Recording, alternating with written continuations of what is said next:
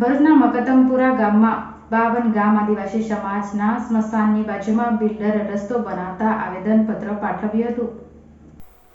ભરૂચ જિલ્લાના 52 ગામના આદિવાસી સમાજના લોકોએ મોટી સંખ્યામાં એકત્ર થઈ કલેક્ટરને આપેલા આવેદનપત્રમાં જણાવ્યું હતું કે કશક મકતમપુર સીમ ખાતે સર્વે નંબર 11 ઉપર 52 ગામ આદિવાસી સ્મશાન અસ્તિત્વમાં છે. આ સ્મશાનની અંદર ભરૂચ શહેર તથા આજુબાજુના 52 જેટલા ગામડાઓમાં આદિવાસી પરિવારો તેમના સ્વજનોની અંતિમ ક્રિયા અહીંયા આવેલા સ્મશાન ગૃહમાં કરે છે.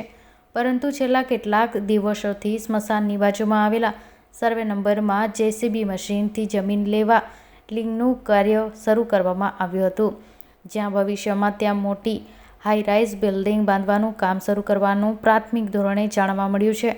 જે ભવિષ્યમાં આવી માનવ વસાહતનું નિર્માણ થાય તો તેની અવરજવર માટે બીજો કોઈ માર્ગ હાલ ઉપલબ્ધ નથી, જેથી બિલ્ડર દ્વારા આદિવાસી સ્મશાનની અંદરથી વૈકલ્પિક રસ્તો મેળવવાની કાર્યવાહી હાથ ધરવામાં આવી હતી એવું પ્રાથમિક દ્રષ્ટિએ માલુમ પડ્યું હતું.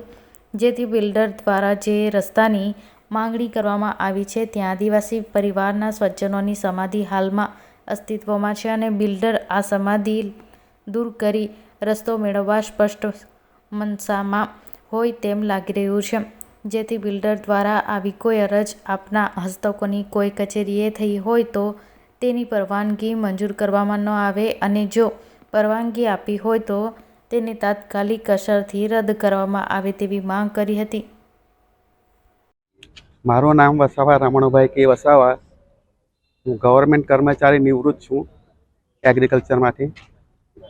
અમારા જિલ્લા પંચાયત કોલોનીની પાછળ અમે જ્યાં જિલ્લા પંચાયત કોલોનીમાં જ અમે રહીએ છીએ અને અમારા જિલ્લા પંચાયત કોલોનીની પાછલા ભાગે 52 ગામનું સ્મશાન ગૃહ આવેલું છે. હવે તે સ્મશાન ગૃહની બાજુમાંથી આજે હમણાં કંઈક જમીન કંઈ વેચાણ થઈ ગઈ છે, તો હાથે હાથે અમારા જે સ્મશાનની જમીન છે તે પણ ખોદી નાખવામાં આવી છે. તો તેને બંધ કરવા માટે અમે આ આવેદનપત્ર આપવા માટે આવ્યા છે સાહેબ સુધી.